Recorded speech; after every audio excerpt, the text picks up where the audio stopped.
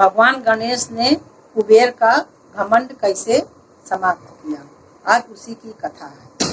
बात उस समय की है जब कुबेर के पास सोने का अक्षय भंडार हो गया।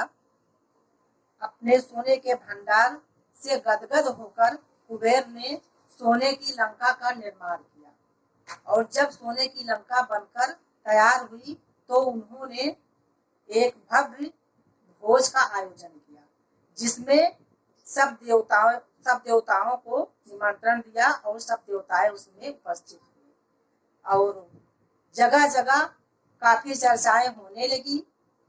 कुबेर के धन का प्रदर्शन होने लगा, लेकिन इस पर कुबेर कुछ ज्यादा संतुष्ट नहीं हुए और उन्होंने सोचा कि क्यों ना भगवान विष्णु को आमंत्रित करें।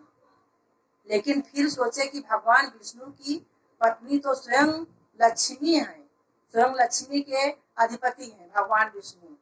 फिर उन्होंने ब्रह्मा को बुलाने के लिए मन में विचार किया, लेकिन ब्रह्मा भी ज्ञानी है और ज्ञानी को धन ईश्वर से कोई विशेष प्रयोजन नहीं रहता है। फिर उन्होंने सोचा कि क्यों ना हम भोले बाबा शंकर जी को बुला लें और वो तो एक बाघंबर पहने रहते हैं और पहाड़ों और गुफाओं में रहते हैं और वो मेरे धन और ऐश्वर्य को देखकर काफी प्रभावित होंगे। और उन्होंने ऐसा ही किया और वो ऐसा सोचकर वो भगवान भोलेनाथ के यहाँ गए और उस समय भगवान भोलेनाथ समाधि में लीन थे और उनके समाधि से जागने की प्रतीक्षा किया कुबेर ने। और जब भगवान की समाधि टूटी तो भगवान कुबेर के मन की बात जान गए और मुस्कुराते हुए पूछने लगे कि कुबेर किस प्रयोजन से यहाँ पधारे हो। कुबेर ने कहा कि हे भोलेनाथ, मैंने एक छोटा सा घर बनवाया है और आपको निमंत्रण देने आया हूँ और आप चलिए और अपनी चरण धूलि की रज से मेरे घर को पवित्र करिए। भोलेनाथ तो अंतर्यामी है, उन्हें सब बात मालूम है कि कुबेर क्या सोचकर यहाँ पर आए हैं। शंकर भगवान ने कहा कि हे कुबेर, मैं तो इस समय नहीं चल सकता हूँ, लेकिन मैं अपने पुत्र बाल गणेश को जरूर भेजूंगा और तुम्हारा निमंत्रण मैंने स्वीकार किया। कुबेर ने सोचा कि चलो कोई बात नहीं है, अगर शंकर भगवान नहीं आ रहे हैं तो बाल गणेश ही आएंगे, कोई बात नहीं, नहीं पिता तो पुत्र ही सही, कुछ तो चर्चाएं घर में गणेश करेंगे, जाकर मेरे धन का तारीफ और बखान तो करेंगे। ये सोचकर वहां से निमंत्रण देकर वापस चले गए और दूसरे दिन मूषक पर सवार होकर गणेश जी कुबेर के यहाँ पहुंच गए।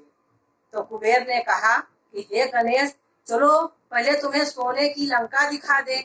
तो गणेश जी ने कहा कि हमें निमंत्रण दिया है भोजन करने के लिए और हम यहाँ भोजन करने के लिए आए हैं, पहले मुझे भोजन कराओ।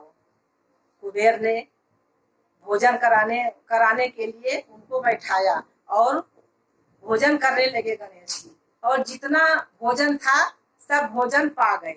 और जब सब पाने के बाद में रसोइयों को और कहा गया कि और भोजन बनाओ, रसोइये ने और मिलकर भोजन बनाया, तो जितना भोजन बनाया सब गणेश जी पा गए।